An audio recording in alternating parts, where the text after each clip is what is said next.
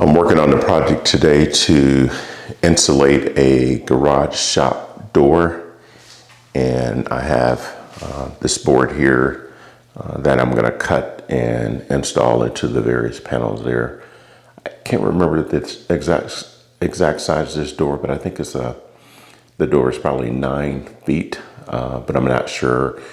And I'll just have to cut each piece anyway. And I have 3 sheets of material there. And the reason that I'm insulating this garage is because I have a mini split on the wall back there. I'm getting my shop all organized here. As you can see, I have pegboard on the side, and I recently built these 3 shelving units here to store things, and I'm just still working to get everything organized. And back here are some tools that I have on pegboard as well. And this garage door, to have it insulated, will make it much nicer in here in the summer. And the mini split also has a heater. So I will come back periodically with some updates, but I'm gonna get set up now to start cutting the panels here for insulating this garage door. Stay tuned. Today I'm continuing on with the installation of my garage door, and I'm down to the last 2 panels that I need to cut and install. And what I have here are 2 different sections over there. Actually, I had 4.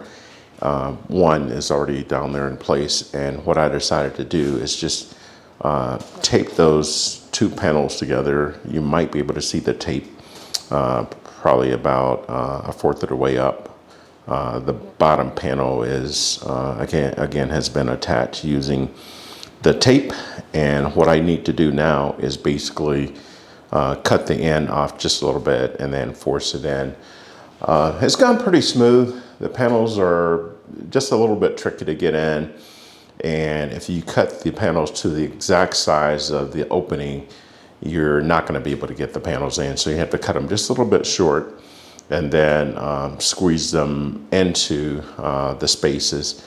Also, the panels are different sizes, so you need to measure each one as you're cutting. You definitely do not want to just use one as a template because they're going to be off. The lengths and the widths are different, but overall, again, this is pretty easy, and I could already tell a difference. I have a mini split in the back of the room up there that's currently running right now, and even when it's not on, I can just, when I walk into the shop, I can tell a huge difference, even with the 8 panels that I had on there, and it's taken me a couple of days to get to these last 2. So I'm going to put those on there now. Got to make 1 cut on each side, and then for those 2 over there, I need to tape those together. And I have 1 additional sheet that I will be applying on some other garage doors here. But stay tuned for the final update. One thing, I'm not sure if I mentioned this on the previous video, but with these panels, you have to create a cavity between the actual metal door and the insulation. And what I've done is cut 2 strips, and I've just basically taped them to the door. And when I put the panel on, the panel will just kind of rest up against that. And then I've used the tape to tape all the seams here. As you can see, all the way around. This one still needs to be taped.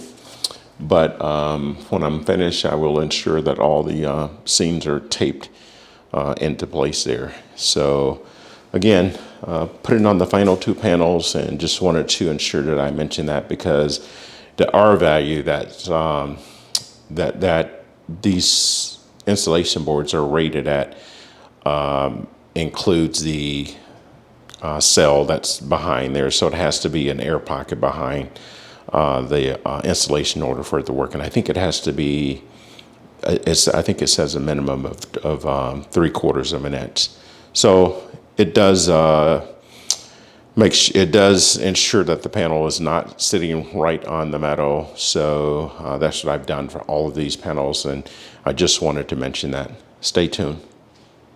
I have completed installing the insulation panels in my shop, As you can see, all of the panels are in, and I have everything sealed with the tape. The tape that I purchased is pretty heavy duty, and I think it's called duct tape. And I found it in the paint department at Lowe's.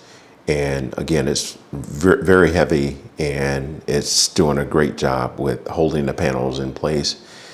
As I mentioned in the previous video, I do have a gap behind the panel in the door. I just cut some strips of the styrofoam and taped it behind the panel. So they're in there very secure. Everything looks good. It's not absolutely perfect, but it will definitely serve the purpose of providing insulation for this shop. Today I just worked getting things organized on my pegboard over there.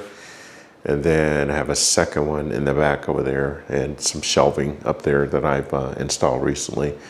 So I'm still working to get it all together, but made a big leap today with getting the panels in and then also securing things on the pegs there.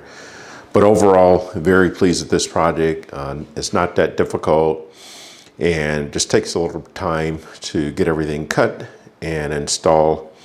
And I have some additional garage doors here that I will be installing these insulation panels on. But my mini split is all the way in the back, in the upper wall there.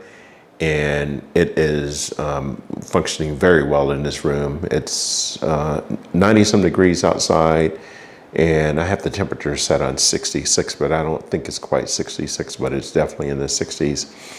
And these door panels are very, very effective. So I would encourage you to definitely do this if you have an area that you're attempting to keep cool or hot also.